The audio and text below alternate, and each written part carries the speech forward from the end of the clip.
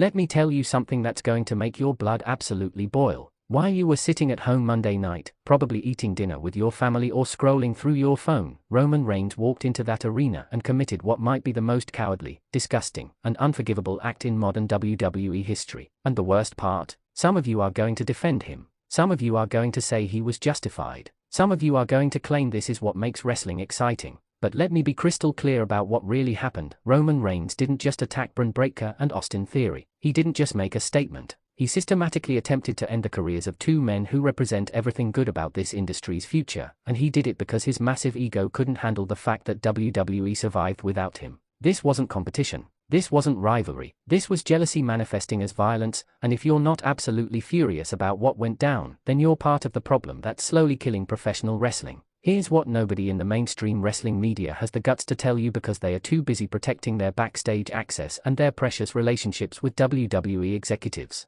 Roman Reigns came back on Monday Night Raw not as the tribal chief, not as the dominant champion we've known for years, but as something far more sinister. He came back as a predator hunting easy prey, targeting two rising stars who had committed the ultimate sin in Roman's twisted mind. They dared to be successful while he was gone. Think about how pathetic that is for a second. This is a man who held the Universal Championship for over 1,200 days, who main event multiple WrestleManias, who has been pushed harder than anyone in WWE history, and he's so insecure that he can't stand watching younger talent get opportunities. That's not the behavior of a confident champion. That's the behavior of a scared, desperate has-been clinging to relevance by destroying anyone who threatens his position. The attack itself was something that honestly made me sick to my stomach, and I've been watching wrestling for over 20 years. I've seen brutal matches, hardcore classics, violent spectacles that pushed the boundaries of what's acceptable in sports entertainment. But what Roman did Monday night crossed a line that should never be crossed. This wasn't two competitors having a hard-hitting match. This wasn't even a heel beating down a face to generate heat. This was systematic destruction designed to injure, designed to maim, designed to send a message that Roman Reigns will not tolerate anyone shining brighter than him.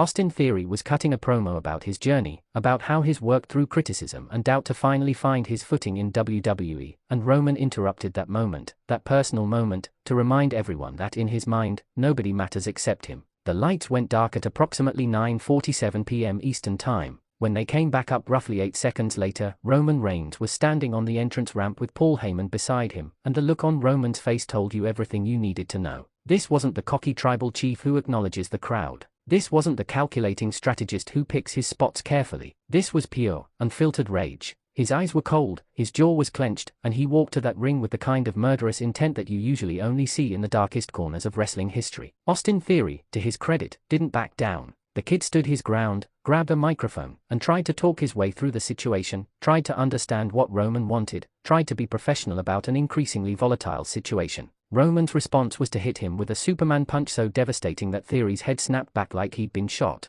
The sound of that punch connecting echoed through the entire arena, and you could hear the collective gasp from 15,000 fans who suddenly realized this wasn't going to be a typical confrontation. Theory crumpled to the mat, clearly dazed, clearly hurt, and any normal person would have stopped there. Any competitor with an ounce of honor or respect would have made their point and walked away. But Roman Reigns isn't normal, and he certainly doesn't have honor. He pulled Theory up by his hair, looked him dead in the eyes, and delivered a second Superman punch that left Theory unconscious on the canvas. Medical staff started moving toward the ring, but Roman waved them off with such authority that they actually stopped in their tracks. Think about that. Roman Reigns had so much control over that situation that trained medical professionals were too intimidated to do their jobs. That's when Bron Breakker's music hit, and for a brief moment, hope flickered in that arena. Bron is a different breed of superstar. He's not a talker trying to find his confidence. He's a beast, a second-generation wrecking machine who has been tearing through the WWE roster like a tornado through a trailer park. When Bron charged down that ramp, the crowd erupted because everyone thought the same thing. Finally, someone who can match Roman's intensity, someone who can fight fire with fire, someone who might actually have the physical tools to stop this assault. Bron slid into the ring and immediately went after Roman with a series of strikes that backed the tribal chief into the corner. For about 90 seconds, it looked like we were getting the fight we deserved, a genuine clash between two alpha males who weren't going to back down.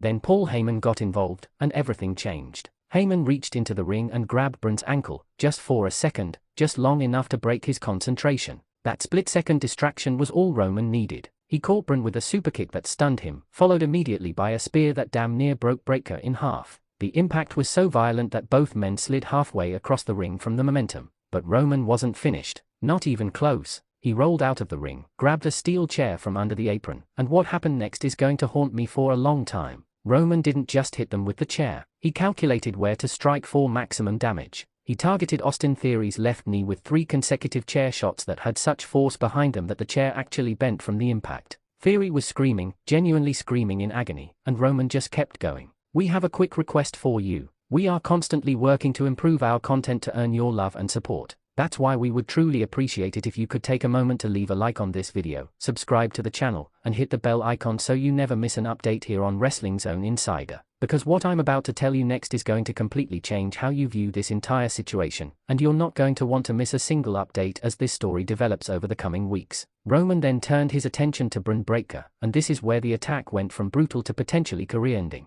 Bron tried to get up, tried to mount some kind of defense, but Roman kicked him square in the ribs with such force that Breakker doubled over in pain. Roman then placed Bron's right ankle between the steel chair, climbed to the second rope, and jumped onto the chair, sandwiching Breakker's ankle between steel and canvas. The sound of Bron's scream is something that's going to stay with everyone who was in that arena. This wasn't wrestling. This wasn't entertainment. This was assault, plain and simple, and the fact that it happened on live television in front of millions of viewers makes it even more disturbing. WWE officials finally flooded the ring, but by then the damage was done. Austin Theory and Bron Breakker were both lying motionless on the mat while Roman Reigns stood above them, chair still in hand, breathing heavily with what can only be described as satisfaction on his face. The medical update that came out Tuesday afternoon painted an even grimmer picture than what we saw on television. Austin Theory suffered a severe knee contusion, possible ligament damage that won't be fully known until MRI results come back, and a concussion from those Superman punches. He's expected to be out of action for a minimum of 6 to 8 weeks, possibly longer depending on what those scans reveal. Bron Breakker's situation is somehow even worse. The ankle injury he sustained appears to be a high ankle sprain at minimum, with doctors concerned about possible fractures in the small bones of his foot. There's talk of surgery being necessary, which could sideline him for 4 to 6 months. Let that sink in for a moment. 2 of WWE's brightest young stars, 2 men who were on trajectory to main event WrestleMania within the next couple of years, are now sitting in hospital rooms because Roman Reigns couldn't handle not being the center of attention. Here's my first question for all of you, and I want honest answers in the comments because this is important. Do you believe Roman Reigns planned this attack in advance with WWE management, or do you think he went into business for himself and attacked these men without proper authorization?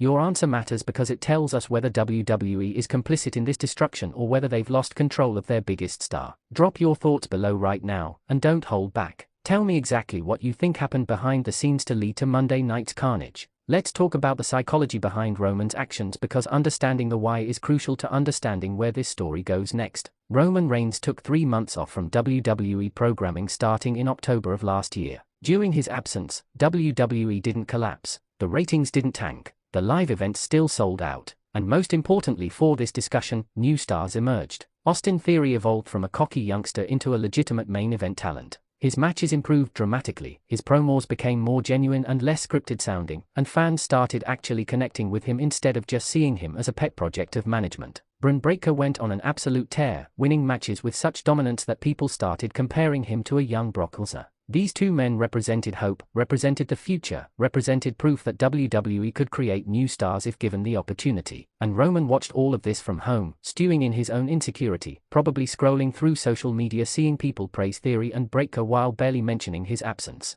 For someone with Roman's ego, someone who has been told he's the face of the company for nearly a decade, that must have been unbearable. So he made a decision. Instead of coming back and earning his spot again through great matches and compelling storytelling, instead of proving he's still the best through competition, he decided to just eliminate the competition entirely. It's the coward's way out, and it reveals everything you need to know about where Roman's head is at right now. He's not confident in his ability to outperform these younger guys, so he's taking them out before they can prove they are better than him. Paul Heyman's role in all of this cannot be ignored. Heyman has been the devil on Roman's shoulder for years now, whispering poison in his ear, convincing him that he's above everyone else, that the rules don't apply to the tribal chief, that violence and dominance are the only things that matter. Heyman was at ringside during the entire attack, and not once did he try to stop Roman. Not once did he suggest maybe this had gone far enough. Instead, he was encouraging it, pointing to where Roman should strike next, basically serving as a tactical advisor for an assault. This is classic Heyman strategy: create a monster, remove all constraints, and watch the chaos unfold.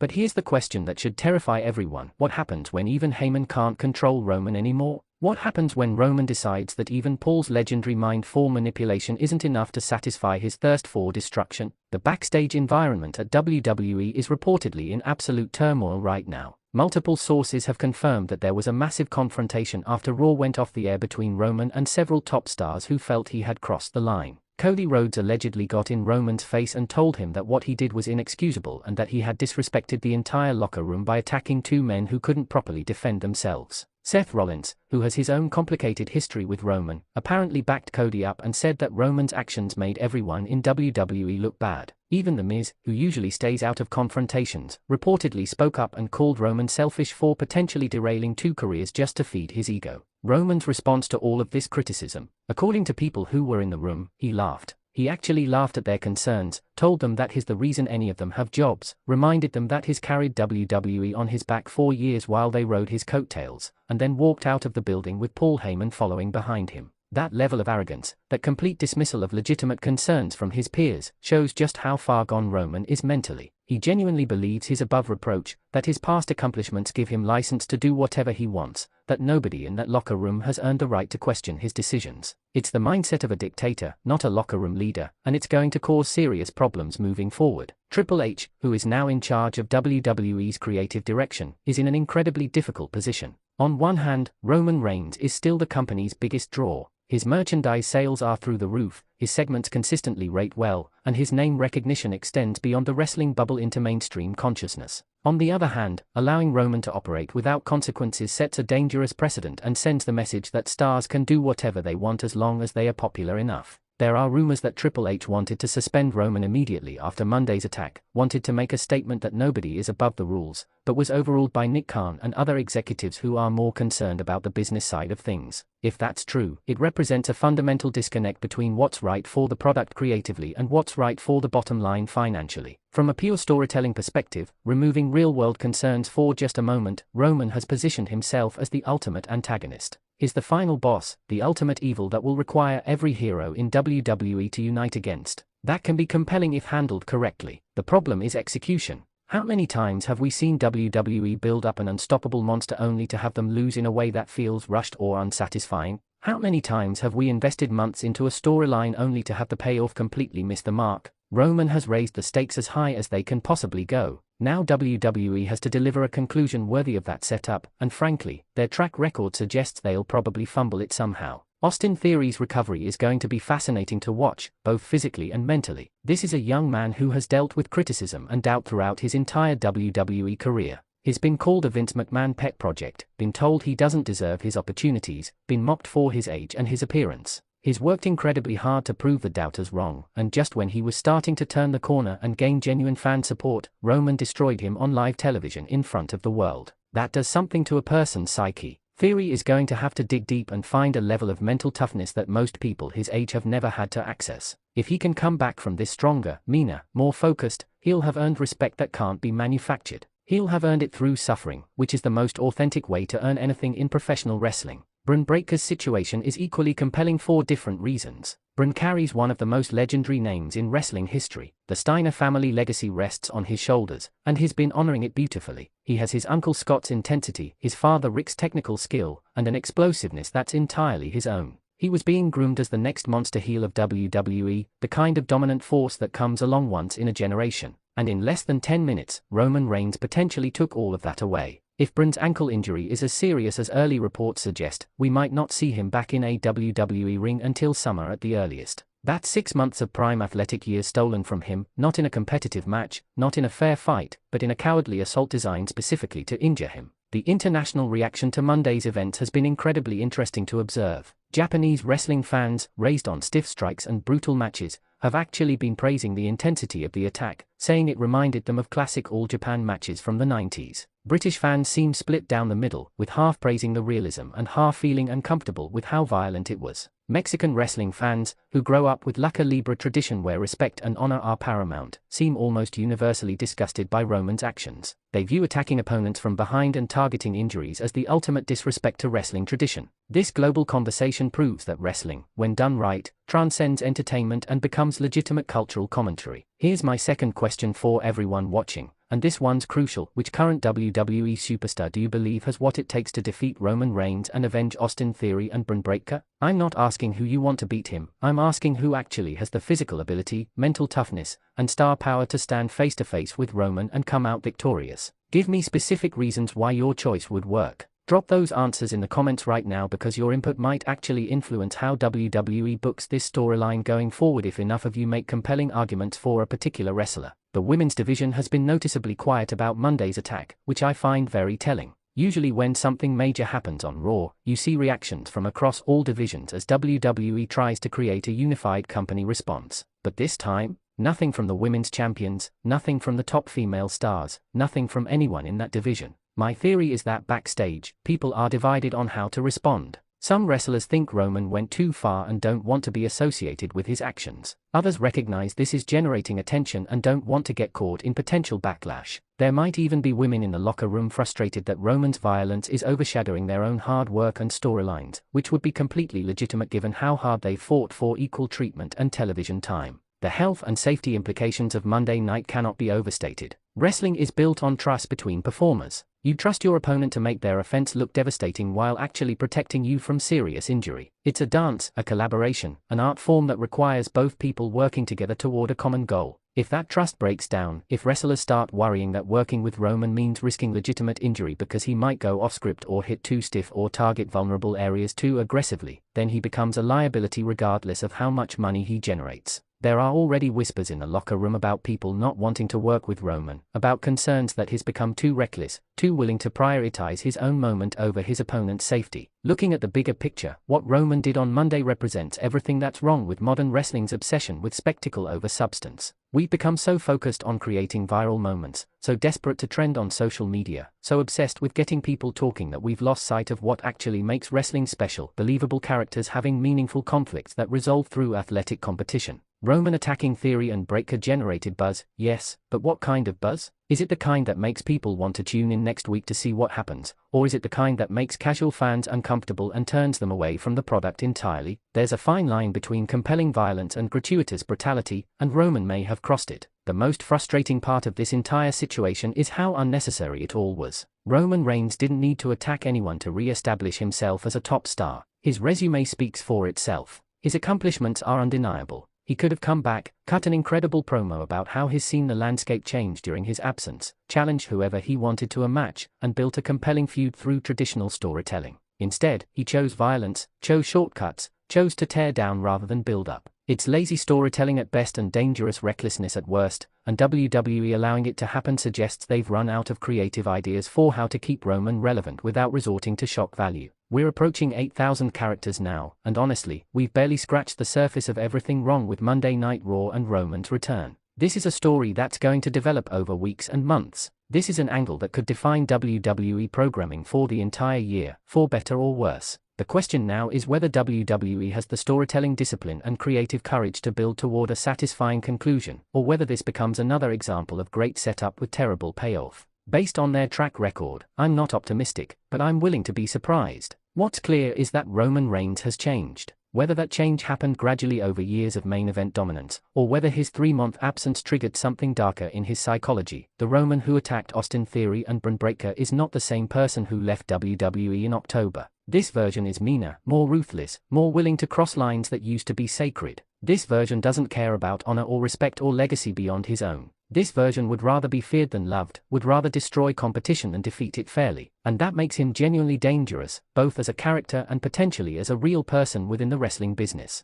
The coming weeks are going to be absolutely critical for how this story develops. WWE needs to address Roman's actions with real consequences, needs to give Austin Theory and Bron Breakker paths to redemption and revenge, needs to build toward a climax that feels earned rather than rushed. If they can do that, if they can navigate these treacherous waters successfully, we might be witnessing the beginning of one of the greatest angles in modern wrestling history. But if they fumble it, if they prioritize short-term ratings over long-term storytelling, if they let Roman's ego drive the creative direction instead of what's actually best for the product, then Monday Night becomes just another moment of wasted potential in a business that's increasingly defined by opportunity squandered. Thank you for watching this deep dive into one of the most controversial moments in recent WWE history. Make sure you've answered both questions in the comments, whether you think Roman's attack was sanctioned by management, and which superstar you believe can defeat him. Share this video with other wrestling fans who need to understand the full context of what happened Monday night. The conversation we're having here matters, and the more voices involved, the better our collective understanding becomes. Roman Reigns is back, and nothing will ever be the same. The only question now is whether WWE can handle the monster they've created, or whether that monster consumes everything in its path, leaving nothing but destruction in its wake.